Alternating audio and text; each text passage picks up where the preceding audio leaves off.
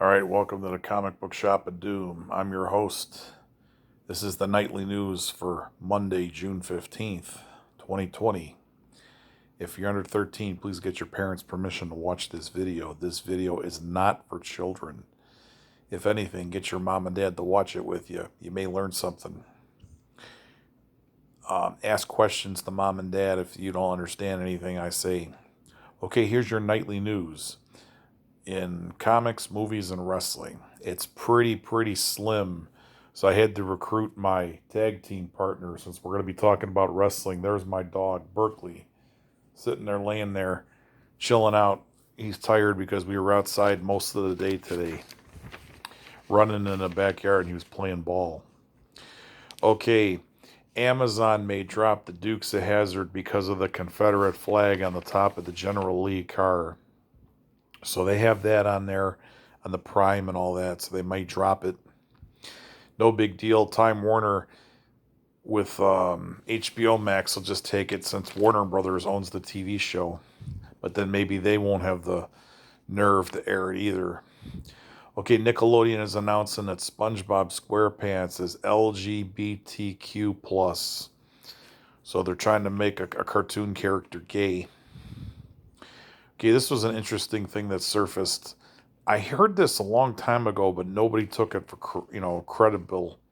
But in 1996, Marvel and DC were going to swap characters for 1 year. She-Hulk and Martian Manhunter. So She-Hulk was going to go to the DC universe, and Martian Manhunter was going to come to the Marvel universe. Okay, here's your wrestling news. And I need my tag team partner to help me say this, huh? You make a cameo. Because it's really slim today. First, I'll give you the Backlash results. So WWE had a pay-per-view tonight. Apollo Crews, who is the U.S. champion, he beat Andrade, so he retains his title. Bayley and Sasha Banks, who are the tag champions, they beat Alexa Bliss and Nikki Cross, and then the Iconics in a three-way match. Sheamus beats Jeff Hardy. Asuka, who's the champion on the Raw's women's belt, she retains her title in a double countout against Nia Jax. So they both got counted out of the ring. Braun Strowman, who's the Universal Champion, he kept his title. He beat Miz and John Morrison in a 2-on-1 match. Drew McIntyre beat Bobby Lashley with MVP in his corner to retain the WWE Championship. And Randy Orton beats Edge in the greatest wrestling match ever. And there's ramifications out of that greatest wrestling match ever. Edge tore triceps, so that means probably both arms. He's torn triceps. He's going to be out 8 months. So surgery and 8 months later. And that's not the only one that got hurt, but not on this show. Chris Statlander from AEW has to undergo surgery for a tear in her ACL and her knee, 6 to 9 months out. So we wish Edge and Chris Statlander speedy and healthy recoveries. The USA Network is not happy with Paul Heyman being removed. They knew that Raw was going to be a while to rebuild the brand, and when he was replaced with Bruce Pritchard, USA Network was not happy about that. So they liked Paul Heyman. Okay, Taynara Conti, she was released from NXT. She's teasing that she's going to Impact Wrestling when her non-compete is up.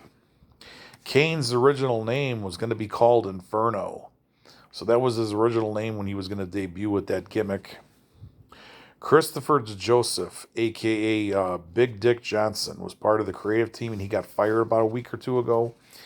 He says he wasn't into giving his life to, quote, the unpredictable whims of one person, unquote. So he's talking about Vince McMahon, but then he went on and he praised Bruce Pritchard for taking over creative. Okay, AJ Styles has had issues with Paul Heyman. That's why he was traded to SmackDown. He blames Heyman for not sticking up for the Good Brothers, a.k.a. Carl Anderson and Luke Gallows, when they got released. AJ was friends with those guys, and he thought that Heyman should have went to bat to keep those guys. So that's why they traded him to SmackDown. Everybody have a good night.